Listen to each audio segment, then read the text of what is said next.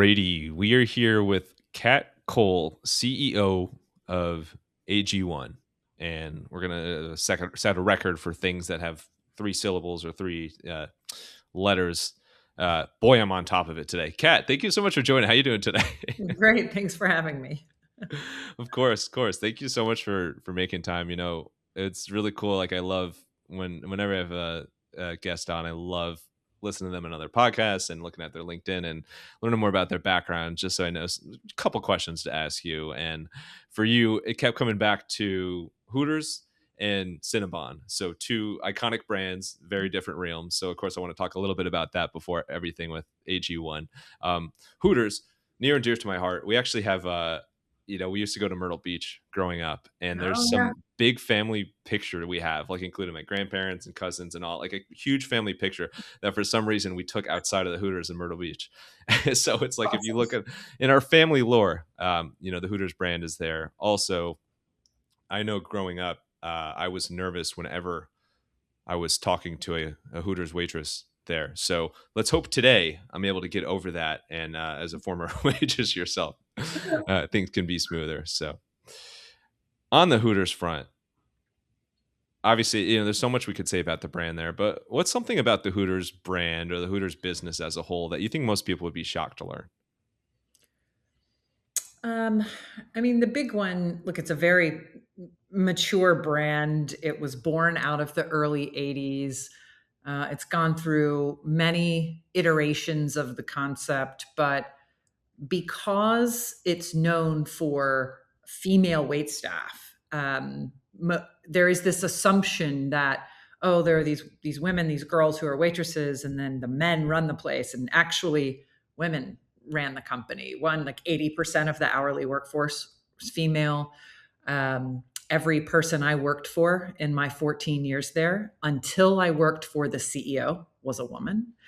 So you just think 14 years. Assistant managers, general managers, marketing managers, promo managers, regional managers, and I had incredible male mentors in the company as well. But it's pretty wild to think about an entire career of that duration that is predominantly female leadership.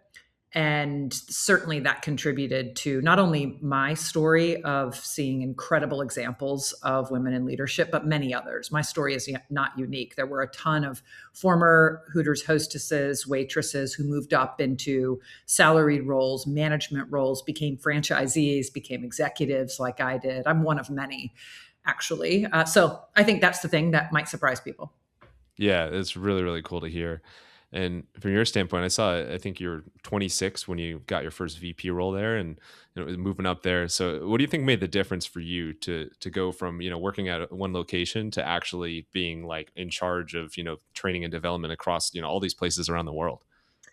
Well, first, I think, again, it wasn't very different from my predecessors there. So many of the executives came out of operations, came out of running restaurants. So in that system, it wasn't exceptional. But it is exceptional when you compare it to many other people in different businesses and different industries. So I just want to give credit where credit is due. Like the business was just a talent machine, pulling people from the stores into roles where they would shape policy, procedure, and make decisions that would then affect the employees on the franchise and corporate side. So that should just be noted. It wasn't all me, but it was me among many others. And so if I look back and think of the me related things that made a difference that were similar when other people got those opportunities as well, one was I worked all the jobs. Right? Not everyone wants to work all the jobs. I worked all the jobs. I was a hostess, a waitress, a bartender, a shift leader, a promotions manager, a regional training coordinator, a new store opening manager, a fix-it trainer who would go to stores that had problems and retrain team members, a management trainer. So that's part of the outlier element of the people who did move up in the company, including me, is we had the breadth of experience of knowing end to end how the restaurants ran. And that is required to be exceptional in corporate management. at such a young age, right? Because there's so much when you're that young. I was 20 when I took my first corporate gig. So I moved to Atlanta and became an employee training manager in the training department, and then moved up as the company grew. And as you said, at 26, became one of the vice presidents, and then was in various executive leadership roles for 6 years there. And so what I lacked was experience in years at that level of management in multiple companies. But what I had was unparalleled knowledge of the way the operations worked, what the employees and managers needed, what good looked like from the inside, not just the outside. And that makes a difference if you're willing to tap into that internal experience as a strength. And I did. So, worked all the jobs is one thing. The other is I enjoyed working all the jobs. I wasn't working all the jobs because I felt there were rungs on a ladder to get up the ladder. That certainly ended up being the case. But that wasn't my why. I was working all the jobs for three reasons. One, I grew up in a tough upbringing, very poor family on both sides, single parent, alcoholic father, helped raise my daughter or my daughters, my sisters who are like my daughters, I guess. And so I needed to make money. And if you can work more different hourly jobs, you have more access to income. So it was very self serving, the reason I wanted to work all those jobs. The second driver of the why is I love to help. Sometimes the way I learned the job was not thinking, oh, if I learned how to be a bartender, I could have two more shifts this week. It was that the bartender had to go home because her son was sick. Or the manager needed help because her assistant manager called out. And I wanted to be helpful. So the second of my why is I'm a helper. I like to be helpful. I like to enable others' success. I have since I was very young. And the third is I was curious, like, can I do it? I think I can. Can I do it? No way to know unless I try. And usually when it's in a moment where someone needs help, it gave me more courage to be not perfect at something, because no one would expect me to be perfect because they're asking for my unexpected help. And so I'm like, can I do it? Yeah, it's probably fine if I'm not perfect. So I needed to make money. I wanted to be helpful, and I was curious to see if I could learn and do the new thing. Put those together, and I ended up raising my hand for almost every opportunity that came up, whether it was an impromptu need or something that was more typical, like a job opening or an opportunity to travel and open new operations. Well, the other thing that we didn't even talk about with Hooters, but I always found delicious, was the food. And speaking of delicious food, Cinnabon. So I will raise my hand involuntarily. If you ever need Cinnabon taste testers, I'm always game for that. But these are kind of quirky questions, but I just have to know. First, what's the secret? Like, how did the team create the Cinnabon smell anytime you're by a Cinnabon to be like the best smell in the world? um, it's funny, people have all this lore around, do they pump it through fans? And Right. it's just the fact that the ovens are out front. And so when you're baking all day, fresh baking, I mean, every hour you're pulling fresh baked cinnamon rolls. It's like when you bake cookies in your house, right? The whole house fills with that aroma. Same thing, except imagine baking cookies in your house all day, 24/7. That is what we were doing. They're all fresh baked, many of them made from scratch for many, many years, hand rolled in the store, baked in these ovens right behind the counter.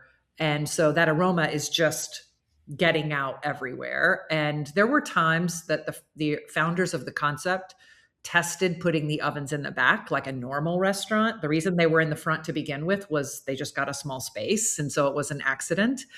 And when they put the ovens in the back, the sales dropped by half. So they're like, even if we have more space, those things are going out front. And it was also part of the theater, right? It helped you see that they were fresh made. You literally could see them going in the oven as raw dough roll and coming out fresh baked. So there was something about the theater that also drove the watch, the awe, the gawking, in addition to the aroma, attracting people. So nothing other than just fresh baking, delicious, full of sugar and fat products that you definitely should not be eating every day or very frequently, but iconic, right? Like iconic aroma, iconic product, a cinnamon roll the size of your face. And something that in the 80s and 90s was beloved and, in every mall. And then over the years, even trends of consumption and indulgences changed. People wanted smaller products, more responsible indulgences. We ended up expanding the product into grocery stores where it was just the cinnamon and coffee creamer, or just the cinnamon in coffee flavors, and finding more ways to extend that nostalgic flavor and that delicious aroma, but into things that were less insanely indulgent as the world moved to more conscious indulging. Yeah, that's actually, and that hints to my last question for now before we get to AG1. I promise we will get to AG1 in this interview. Um, this, I guess, the distribution or retail strategy, whatever you want to call it. There's not that many brands that come top of mind when you think about like airports and malls and historic. Like there are very specific locations that like Cinnabon, Annie Ann's. I know another brand that you touched over the One years. of our brands. Mhm. There, yeah, another fantastic smelling one, by the way. But what went into this, like such like a defined distribution strategy there of like, hey, we need to be in all these airports, we need to be in those malls, and then I guess ultimately testing out grocery as well. I mean, if you think about any business's distribution strategy, there were a few things that lead to it, and it was certainly true for Cinnabon and the other brands that were in Focus Brands, the parent company that I led. Cinnabon gets all the love because it was, I was president of Cinnabon in the recession, and we turned it around, and it's a really fun contrast comparison to AG1. People like to highlight, like, from cinnamon rolls to nutritious drinks and supplements. But the reality is we had many brands in between. Jamba Juice, Moe's Southwest Grill, where we had keto, Yeah, welcome to Moe's. That, rolls. my wife Dana says that all the time. Yep. McAllister's, Schlotzsky's. We had deli soup, salad. So we talk about Cinnabon a lot, but my portfolio of brands, I ran the parent company. There were 9 presidents and 7 incredible brands, some of which were healthy for you, some where you could pick your path of more indulgent versus healthy, and others like Carvel and Auntie Anne's and Cinnabon that are just pure fun. Not good for you, but fun for you. And the strategy for those brands, if you think about it, is that fact that the average consumption for Cinnabon, the average frequency of a customer was 1.25 times a year. One visit per year. So if people only come see you once per year, what must be true about your location? You must be around many unique visits per year. If it's the same people every day, like a roadside of traffic patterns going to or from work, you won't do very well because those same people who drive that route every day have already come to see you. They've made their 1 to 2 visits per year. And so airports, casinos, vacation destinations, travel plazas, malls, these are places that individuals don't go very often, but many people go occasionally. And so that's just it. So the snack brands are in high, unique foot traffic locations. They do not require the same people going every day. If you contrast that with something like a Moe's, where you would go to lunch every day, or a Schlotzsky's to get a salad or a flatbread, those, while they might do very well in a mall or an airport, perform very well with the same people, office work, travel, commuting. And so different distribution strategy versus, say, an AG1 that is a daily consumption habit subscription business makes a ton of sense to be online in the most direct to consumer convenient way for people to shop in a way that is the best value for that high frequency consumption habit. If you put those two occasions together, very low frequency, sporadic, indulgent occasions, very high frequency health consumption, you have this stuff in the middle, which is grocery. People who shop a couple times, not every day, but it's once a week, twice a week. So when you're shopping in grocery retail, you are less likely to purchase very indulgent things because you don't want that in your home, shouldn't have that in your home, right? That's a special treat. But it might be expensive to buy something you're consuming very frequently there. But for things like an occasional like muffins, cereals, coffee creamers, grocery and retail makes a ton of sense. It also makes a ton of sense for discovery of a brand. And so we would put some of our restaurant brands, sauces, products, well known versions of those items in the freezer section in grocery stores because it's a great place to discover the brand or be delighted by a brand you haven't had in a while if you don't go to the mall often. Whereas AG1, people who are really serious about supplementation and their health are probably likely to go to our website and find their favorite flavor and their perfect subscription package for the best value delivered wherever they want.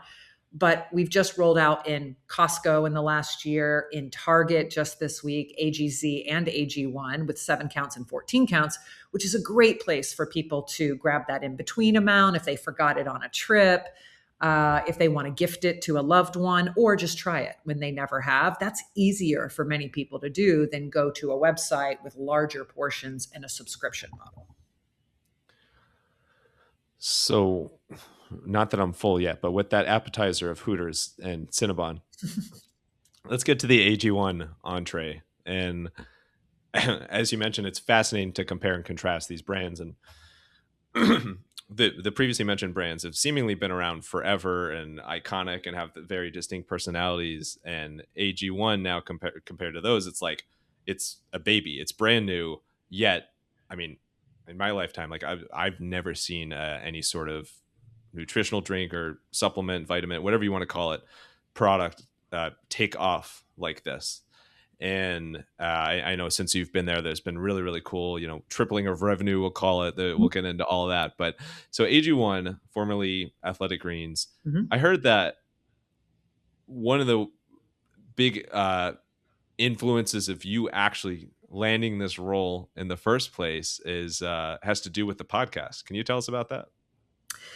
Yeah, I'd been on a few podcasts that were more, had more of a venture capital backed audience, more of startup audiences.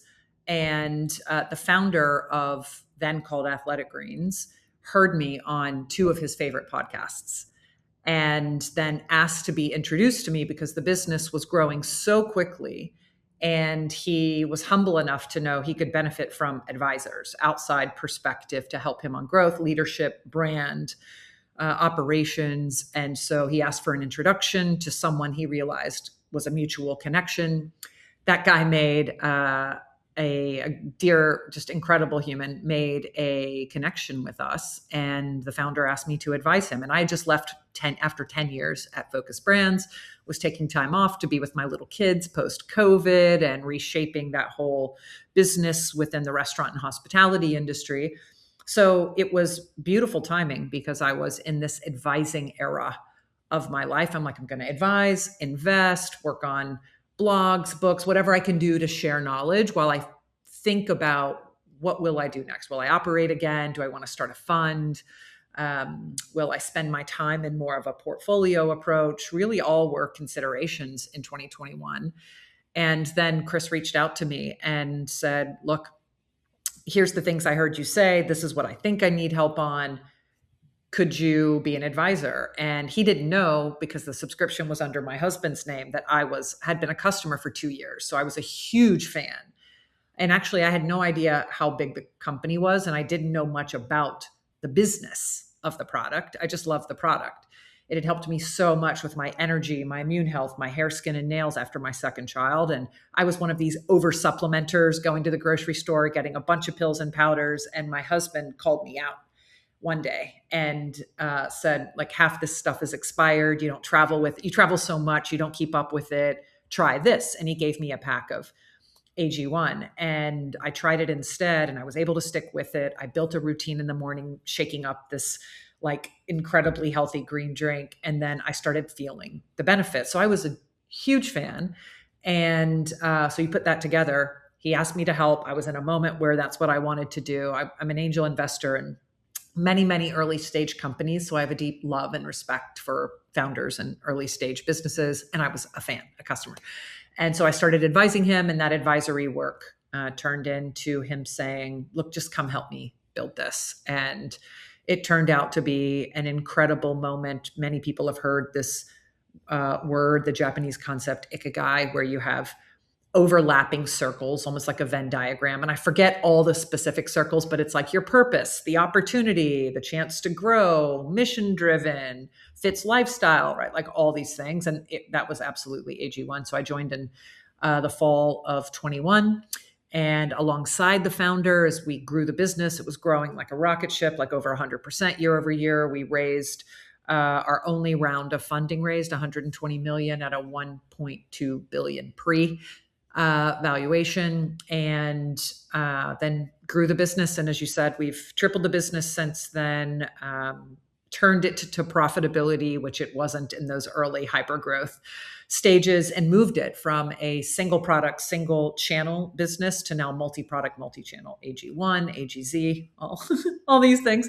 And now Costco, Target, Amazon, and more to come, with the broadest breadth of those products, flavors, and incredible science-backed innovations available still on drinkag1.com. Well, congrats on that. It sounds like you guys have been busy. You might be napping every now and then, but not constantly. So I think that's a really important point that you shared, is that I mean, unbeknownst to the founder at the time, like, Mhm. you were already a fan of the brand. And Yeah, with brands and big name brands like that, I always think that, like, there's only there's like a only a there's a finite level of how passionate you can get about a brand that you didn't start yourself, unless you're like a fan, like if you're a customer and you're using this that's all right. the time and you kind of live that lifestyle. And so that was such a great, perfect fit, as you mentioned there.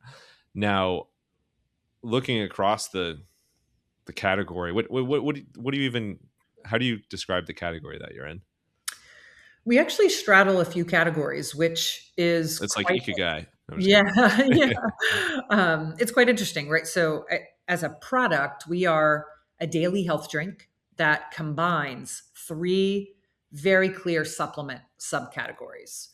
A multivitamin, there's a full stack, very thoughtfully curated, research backed multivitamin, multi mineral on the label with amounts showing you what is the amount of each key vitamin and mineral.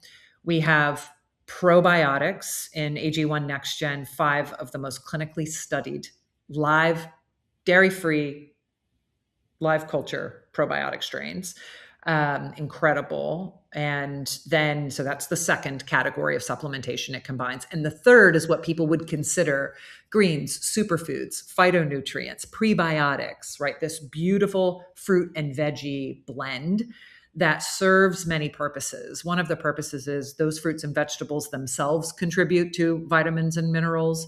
They are prebiotic fibers for the probiotics. So you get many different plant varieties that help feed beneficial bacteria in the gut. And then you have adaptogens, herbs, mushrooms, things that have other benefits over time. And so it is a daily health drink, which used to be, I guess, in the OG days, like orange juice or Tang. Like, what do you wake up and drink that gets you going? This is AG1 is definitely the thing now. But it is also replacing your multivitamin, replacing your base level probiotic, and combines those things in a ritual that you can stick with. People stick with it because it becomes a ritual versus something you have to do, like pills, a lot of separate pills. And it doesn't replace everything that everyone needs, of course, but it radically simplifies a growing complex stack of vitamins, minerals, and superfoods that work together to support energy without caffeine. Love caffeine, but it's also great to have that mental focus and nutrient driven energy throughout the day, that more natural, sustained energy. Gut health, all of our human clinical trials have continued to show proof of beneficial bacteria growth that helps support a healthy gut. All kinds of other markers of a healthy gut, short chain fatty acids, perceived digestive benefits, less bloating, etc. And then all those things come together, right? Vitamins, minerals, energy, natural energy, gut health, to lead to a strong immune system, because a large part of our immune system lives in the gut. So we are in the natural energy nutritional supplement, immune support, digestive support business. But ultimately, the way I think about it is it's functional food and beverage. It's your daily health drink. And what we're starting to see, really driven by GLP-1 usage, is this fusing of food and beverage and supplementation. How do I make sure what I put in my body is nutrient dense? I can eat as healthy as possible. I can take supplements, which you have to make sure are high quality to know what's in it. It's getting into your body and doing what the company says it's going to do. What's starting to happen is those things are coming together because there's only so much food you can eat and only so many supplements you can take. So the more you can make sure you're eating and drinking the nutrients that you need uh, on a daily basis, not just occasionally, the more you'll cover natural nutrient gaps and meet growing nutrient needs in a busy, stressful lifestyle. I think it just when you look at all that goes into it, it just makes the story that much more impressive because the people say, especially in the like, like the service business, people always say like, don't try to appeal to everybody. You can't do everything. Like you really Oh, have to find your niche and focus. And like, if you're known for like one thing, that's how you stand out. That's, in the service business, like that's how people refer people to you. Um, in your standpoint, like there's so many benefits and there's different types of ingredients and there's really like if you're looking at this and like like when I was in business school, I could see back then if AG1 was around, this could have been thrown as a case study of like where should they focus, like who do they market to and all those sorts of things. So it's that much more impressive that you and team have been able to put it in what started as one core product and now there's multiple products, mhm. but the brand and what's behind it is such a strong thing. What what do you think has allowed you to achieve such consistent growth with a product that many people could say is kind of complicated at its core, I guess? Yeah. An unbelievable commitment to quality. You don't get this much repeat purchase. Think about it. People are writing a check, metaphorically speaking, right? It's hitting their bank account every month. Or if they're on our 3-month plan, every 3 months. Either way, you are being reminded. You don't set it and forget it, right? You are being reminded that you are paying for this thing and it is showing up physically at your door. It's not even like a SaaS subscription you can forget about. You have constant reminders that this is something you should value. If you don't, you cancel it because we're high integrity. We make it pretty easy to cancel if you want. And so, what would drive that level of growth? In a D2C business, you can't keep acquiring your way to that type of growth. Not in an economically feasible way without constant subsidies, fundraising somehow, which we've only done one of. You have to have people who love it enough to make it a part of their daily routine and tell their friends. That doesn't happen because of, no offense, podcasts or marketing. There's no Hey, amount you of, take that back. No, I'm just kidding. yeah, yeah. There's no amount of marketing that can get someone who is investing $2.63 a day in their health to keep doing it if they don't feel that it's working. It'll get them to try it. It won't get them to keep drinking it or tell their dad or their kids or their friends that they should drink it.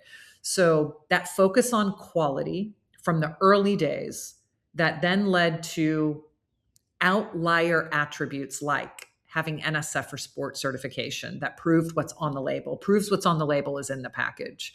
Um, our commitment to an additional 20 million worth of research, 5 human clinical trials, peer reviewed, double blind, randomized, placebo controlled for anyone who says it's placebo. There's more human trial rigor in this single multi ingredient SKU than anything similar. And those are the types of things, those investments that say to a customer, I'm feeling more benefits because the quality is there and the consistency is there. But even for things that I may not feel, right? When you eat an apple, you don't miraculously feel healthy. When you eat broccoli or chicken, you don't miraculously feel better, but you know that there are good things in there for you. So you should do that pretty often. For a supplement, especially one that's on the vitamin side versus, say, sleep or energy, where you're going to expect to feel something, you have to trust that what is in that is covering your gaps. How do you trust? Proof. So over the years, we've invested more in proof, more in third party verification of our label, of our ingredients, and of our claims. Eurofins, Alchemist Labs, NSF for Sport. I could go on and on. Inform Sport in Europe. And then the human trials that prove what's going on in the body, that explains why people feel the benefits that they do, or what is going on even if they don't feel something that they might have a question about, like a particular vitamin or a probiotic. And so that's it, right? It's quality, quality, quality. That is what drives growth. That is what drives trust.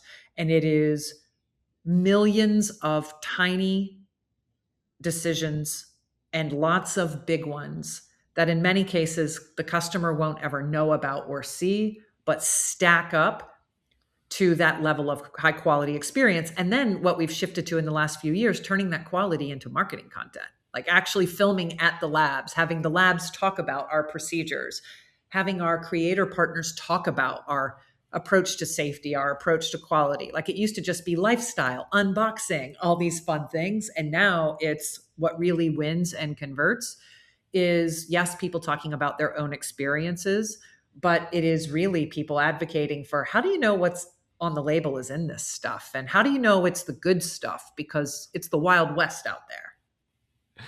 Yeah, I think there's endless desire to know, like, okay, what are the actual ingredients in here? What's the behind the scenes like? What do the trials look like? What's the kitchens look like? What's the kitchen smell like? Shout out Cinnabon. But I think uh so you and team have done an incredible job, obviously, in terms of that focus on the quality, the focus on the testing, to make sure everything is, ship shape from that perspective. You mentioned that the word of mouth and referrals to friends and family is what really takes the business to the next level, which Yeah. is true in pretty much every business. Obviously, podcasts can only go so far. That being said, I know you yourself have appeared on a lot of podcasts. Some might say you got the AG1 job because you've appeared on podcasts. I'm just Yeah. making that up, maybe. No, I'm just kidding. No, but It was a catalyst for sure. yeah, but then also so like I personally am a huge fan of Tim Ferriss, and like you Mhm. guys have been sponsors of the Tim Ferriss show for, I mean, as long as I can remember. And so can you just talk a little bit about, like, when you're looking at your marketing strategy overall, like what are some ways or some levers that you found a way that maybe this is a better way, like maybe this is a potential way that can create some word of mouth? What's interesting is one, I'm so proud of all the partners that we get to work with. One, since I've joined and long before it was in our DNA, we only work with people who are authentic AG1 drinkers or AGZ drinkers if they're promoting AGZ, because the customer can tell the difference, right? A paid read is a paid read, but it's that in between occasional mention of, I love this stuff, or I was drinking my AG1 and it is so important in a high skepticism industry like supplements to have truly authentic partnerships. And you mentioned Tim Ferriss. So Tim Ferriss put us in his book, The 4 Hour Body. That was 15 years ago. And he didn't have a podcast then. And we didn't pay for that. And there was no sponsorship. And so many people will call out the highlights of our big scaled business today and miss the fact that Rogan was an AG1 drinker, right, long before he had a podcast. Huberman, same thing. Tim, same thing. And there's so many other partners who that is true for, who we have worked with over the years.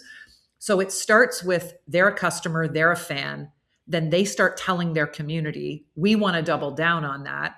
And we did that early before podcast sponsorship was the thing that it is today. We were very early because some of our early customers became those very originators of the podcast movement. So then the way we thought about it is trusted recommendations. You're a real customer. No one can talk about the product better than you. And if you're spending your money, your time, if it's your job building a community that has value, we're going to pay you for that value. We're not going to take advantage of that. And so we built a machine to do that consistently.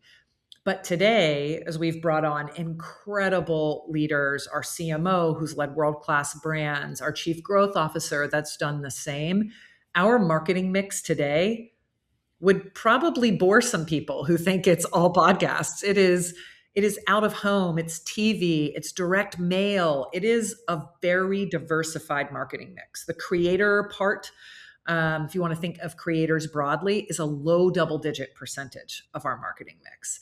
So the way we think about it is, one, at our scale, a full funnel approach. We have demand generation, where we want to be in front of people, community, IRL, activations, run clubs. Our run clubs are unbelievable. And really just having the brand out there. And occasionally we'll be sampling and mixing things up, but it's about enabling people's morning and their start. Then moving more mid-funnel, right? Getting people who have some awareness, but helping to explain, what is this product? It's green. What does it taste like? What's in it? Is it a vitamin? Is it an energy drink? Is it a gut health product? Right? Taking people on that journey to understand, when you see AG1, the daily health drink, what about it is a health drink? Oh, I'm drinking my multivitamin and my probiotics. Got it. Oh, I'm getting a good diversity of plants that are hard to get. Got it. Then it's taking people further down that funnel of, when I get that, what does it do for me? It supports natural energy. It supports digestion. It's an incredible companion to people on GLP-1 agonist class of drugs that are eating much less and have less access to nutrients. It's a gut health support product. Okay, got it. Now I understand what it is. I get kind of what's in it, and I understand what it's supposed to do for me. Then you've got to bring people on different journeys. Some say, I don't know if I can trust that. How can I trust it? You take those folks down the third-party certification, human trial research path. There's others that are like, yeah, I trust it because someone I trust recommended it. My dad, my brother, my trainer, my doctor. Where can I try it? Right? I just want to try it before I subscribe. So then taking them to trial mechanisms versus the people who are super warm. They're definitely interested. They just want the best value, which is going to be subscribing, 3-month plan on our site.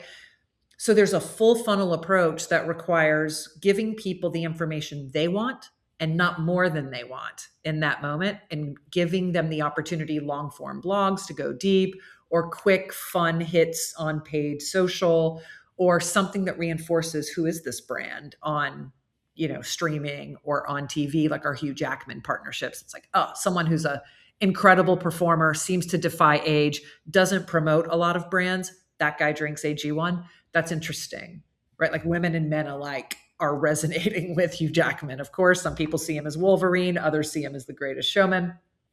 So if you think about that range that I just described, it is really an approach of full funnel, demand generation, demand creation, pulling that demand through and recognizing a premium supplement purchase that simplifies and combines so many things is also a deeply considered purchase. It's not something people hear about the first time and decide to buy. We are long past that moment. And so we have to have what people want and need throughout their consideration journey. Well, as you said, you all are doing an incredible job. And I think you called it a highly skeptical industry, or an industry that people get highly skeptical about. I'm not sure the right terminology. Unfortunately for you, people are going to be highly skeptical about my next questions, because we're going to wrap up with some rapid fire Q&A. You ready for it? Yeah. All right. A few just random ones here, totally not tied to the business at all. But all right, let's get wild. I heard that you had a very non-traditional, I guess, order in your life of you got your MBA before any sort of undergrad, anything like that.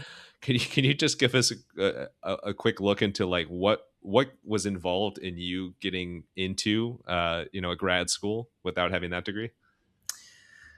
I'd gotten pretty far in my career. I was a vice president of a company doing 800 million in revenue.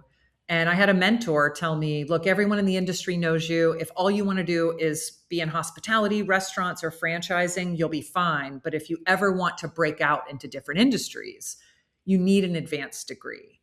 And while I didn't know if I agreed with her, and certainly that is far less true today than it was back then, I didn't know if I agreed with her, but I hated the idea of having a door closed to me. Like I am the queen of optionality. I do not want a door closed. And so that was one reason I pursued it. It was good advice at the time. The other was she also, gave me a provocation where she said, you're an incredible leader, but you've been in the same company for 14 years, or at the time it was 12 years. And I thought, am I as good of a business person as I think? Or am I only good because I just know this company inside and out?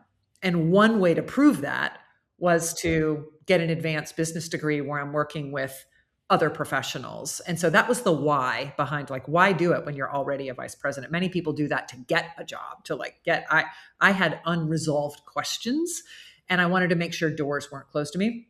So, what was involved is many of these incredible universities and business schools have executive MBAs where you go to school nights and weekends. So, it's not Monday through Friday, 8 to 5, it's Thursday through Sunday, 5 to 9. And you have to have led for a certain amount of years at a certain level. You have to take one of the qualifying tests for an MBA and pass with a higher score than is typically required because they're trying to de-risk it. And then you need referral letters from sitting CEOs. And so I got 10 letters from CEOs of people whose companies I had helped over the years, those I had advocated for, who I would have never thought I would have anything to ask of them. But this was the one thing I asked of them. Can you write me a referral letter to make sure they know I'm a sure bet? And so that's what was involved. They did. And I got into all the schools I applied to. It was an amazing look. I'm exhausted just from your application process for that, but that's a great story. All right, and speaking of exhausted, you and your husband are certainly a power couple in many ways. Can you share the crazy world trotting feats that your husband does and that he tries to achieve? My husband, who has spent his entire career split between operating venture-backed companies and then transitioning to the investment side, being an investor in venture capital with the focus on early stage businesses. He is also, as a hobby, an ultra endurance athlete. Is one of these people who runs 100-mile races, helps other people train races like Leadville, the Leadville 100, the Ultra Trail de Mont Blanc.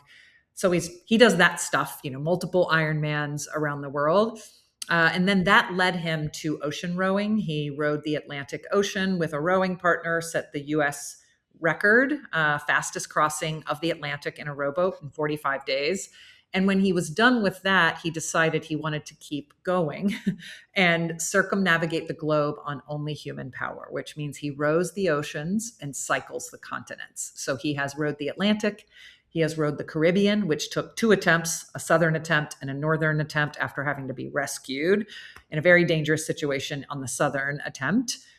He has cycled most of the US, so he'll complete the US cycle. And then when he does that, he will have completed 1/3 of the planet and will plan the Pacific row and the Australian cycle in the years to come. It's a lot of AG1. A lot of AG1 on that boat. Good to say you have your built-in power influencer ambassador there. Definitely. All right, and then last one, you mentioned a little bit at the start that you had a bit of a tough upbringing, and you basically were put in a role that you had to help raise your siblings at a young age. Can you what do you think that meant for your looking at the positives of that? What do you think that meant for your career to be kind of thrown into a higher responsibility role, at such a young age? It certainly created a incredible muscle for leadership, and in particular mission-driven leadership. Like, I wasn't paid to take care of my sisters. You negotiated your babysitting wage. I ended up from a very young age in a related way volunteering for a lot of volunteer leadership roles, nonprofit, school activities. So it was clearly my joy, my muscle, and my calling to lead groups of others, to help other people be their best. And I can't think of a single one of those examples: debate team, track, cheerleading, the nonprofit where I was the best performer, the most knowledgeable, the sharpest, the smartest. There was always someone who knew that thing and performed that thing better than me. And I felt the most fulfillment, not in trying to be better than those best people at that thing, but in uniting everyone who was doing the thing and bringing the resources to bear and being there for when things got tough. And that was my joy. So certainly building that muscle when you're not in business or in income driven things is pretty powerful when you then combine. If you can lead people when they're not being paid, um, it is an incredible skill to have when you then bring in financial stakes or other elements of business that bring in other elements of the human experience, ego, teamwork, again, compensation, career development, impact on the world. So it gave me an early start, is the short answer to what most people don't really start getting to until they're in their 20s, maybe in their early 30s, like actual leadership roles. I've been doing that since I was a kid. So it builds a muscle, a real comfort with being wrong, a real comfort with not being the best, a real comfort with the range of the human experience that occurs in teams and in different types of businesses at different moments in their trajectory. And I love work. Like I grew up, I love work. I am not a one day I'll go sit on an island. Like, how long can you sit on an island? You're going to be sunburnt. You're going to be bored. I I feel work is noble, and I love all types of work and championing all types of work, whether it's solopreneurship with incredible AI tools for people to shape their own freedom and narrative and opportunity, or big, complicated networks of human type of work. So that early experience built me almost, I'm built for purpose for leadership at scale in particular. Well, Kat, thank you so much. It's just a wonderful message to live by and to learn from, and really appreciate you sharing all the behind the scenes of different stages of your career and all the amazing growth at AG1. I know if people want to learn more, they can do so at drinkag1.com. That's right. You're on LinkedIn. You're on Instagram. Is there anywhere else you want people to connect with you? Oh, all the places. X. I'm Kat Cole ATL on X. We're drink underscore AG1. AG1 was taken and we couldn't get it. So we're drink underscore AG1 on a lot of those platforms. But yeah, we're in all the places, all the things. If you're there, we're there. Come find us. Perfect. And then I often end with final thoughts, words to live by. However, I think your last answer, I mean, it's going to be hard to top that. So we're going to land this nicely. Thank you so much, Kat. Really appreciate it. My pleasure. Thanks for having me. Bring on the bongos.